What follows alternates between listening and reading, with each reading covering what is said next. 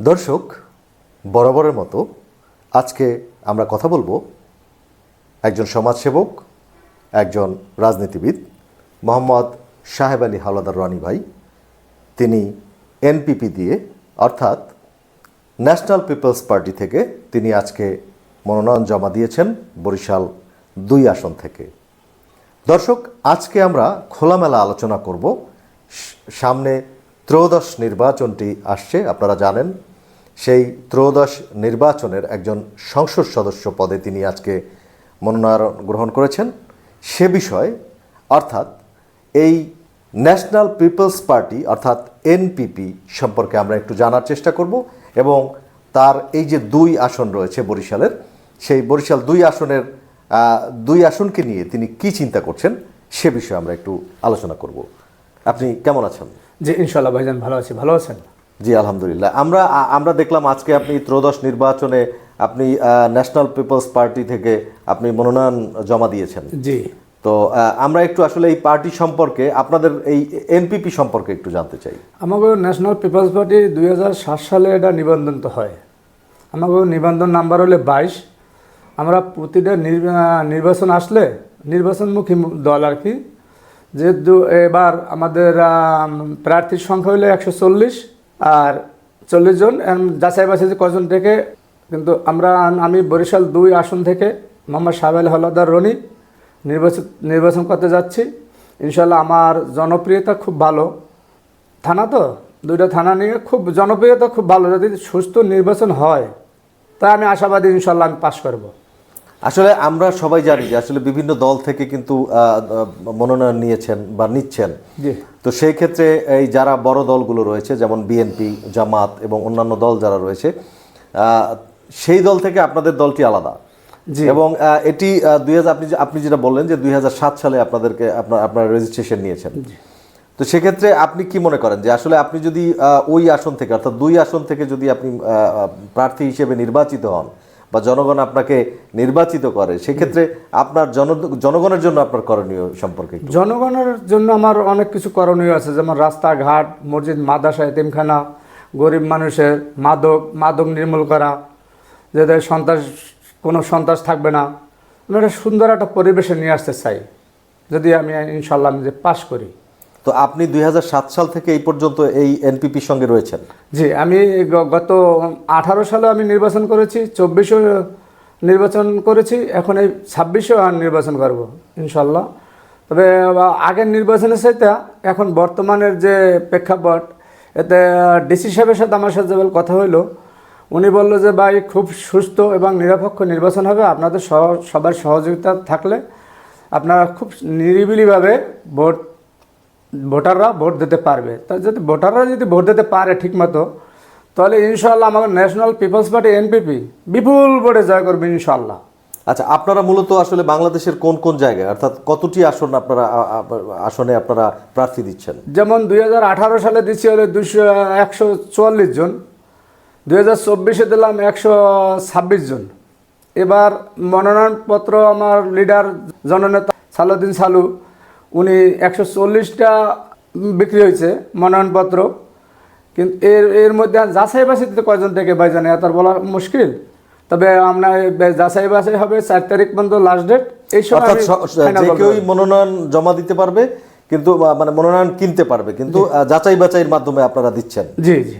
অর্থাৎ আপনাদের central committee থেকে? সেন্ট্রাল কমিটি থেকে।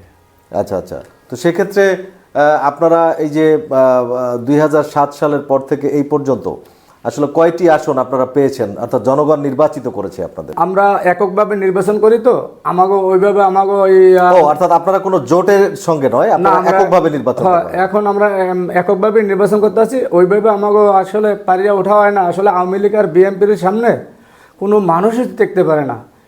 এই দেশের কোনো ছোট ছোট দলের কোনো দামই আমরা দেয় না।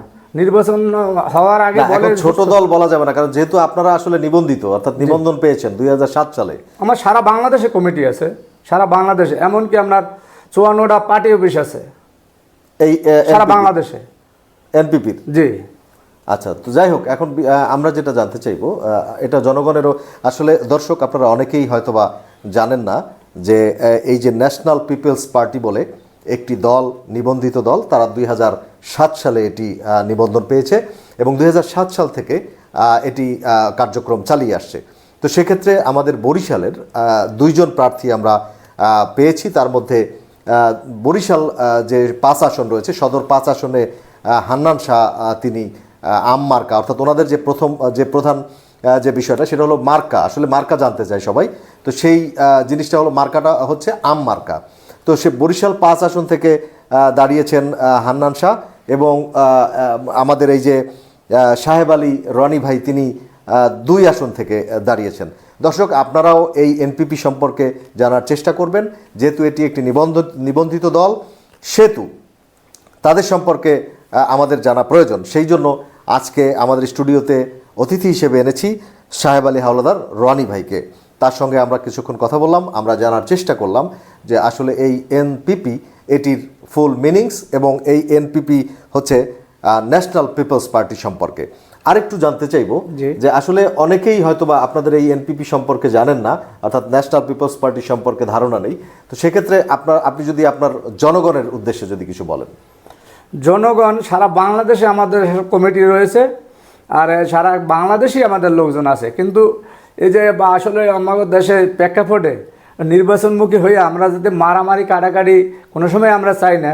যদি এইটা যে চাইতাম তার থেকে আমাকে 200টা আসন থাকতো, কিন্তু এতদিন দীর্ঘ 15টা বছর গেল আওয়ামী লীগের চাপে আমরা নির্বাচন করছি, নির্বাচন করে ওইভাবে সুখ শান্তিতে থাকতে পারি না, বড় কথা বলতে পারি না, এলে আমাকে একটা অত্যাচার। আমরা তো আসলে যতদূর জানি যে মানে বিগত দিনে আপনাদের এই যে ন্যাশনাল পিপলস পার্টি সম্পর্কে অনেকেই অবগত নয় এবং অনেকেই জানেন না। তো সেই হিসেবে আপনারা প্রচারটা কেন আপনারা একেবারে মানে নিজেদের মধ্যে রেখেছেন?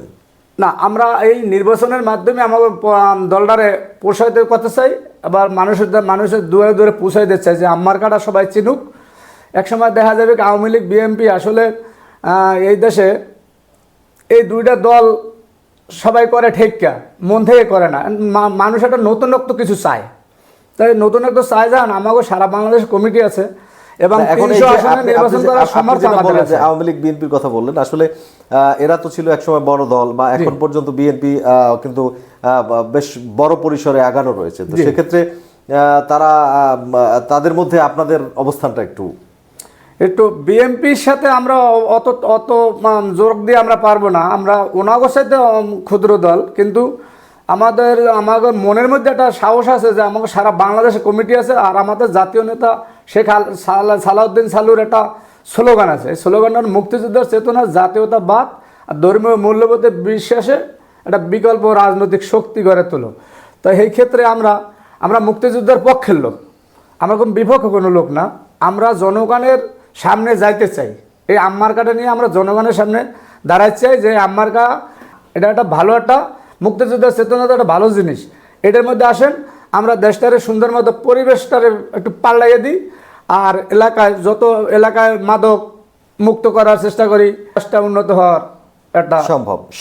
আমাদের এই সাহেব আলী হাওলাদার রনি ভাইয়ের সঙ্গে আমরা জানার চেষ্টা করেছি ন্যাশনাল পিপলস পার্টি সম্পর্কে, অর্থাৎ এনপিপি সম্পর্কে আমরা জানার চেষ্টা করেছি।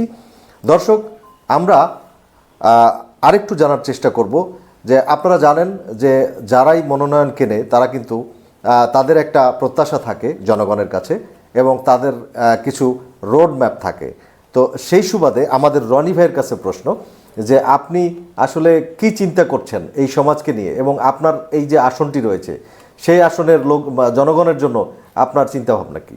আমি প্রতিটা জনগণের যে বেকারত্ব লোকগুলো আছে, আমি যদি জয়যুক্ত হইতে পারি ইনশাল্লাহ জনগণের সহযোগিতা হইতে হবে, জনগণের ভোট পাইয়ে হইতে হবে। কিন্তু এই ক্ষেত্রে আমি কোনো এক সময় বা এবার যদি আমি নির্বাচিত হইতে পারি তবে বেকার সমস্যা আমি দূর করব।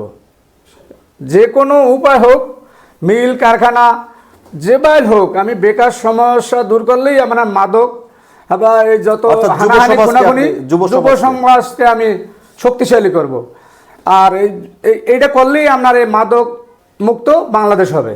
দর্শক, আমরা এতক্ষণ কথা বললাম ন্যাশনাল পিপলস পার্টির বরিশাল 2 আসনের মনোনীত প্রার্থী সাহেব আলী হাওলাদার রনি ভাইয়ের সঙ্গে আমরা জানার চেষ্টা করেছি ন্যাশনাল পিপলস পার্টি সম্পর্কে। দর্শক, আপনারা ত্রয়োদশ নির্বাচনে চোখ রাখুন গগনের আলোর পর্দায়। সে পর্যন্ত আপনারা ভালো থাকবেন, সুস্থ থাকবেন, সুন্দর থাকবেন, আমাদের সঙ্গেই থাকবেন।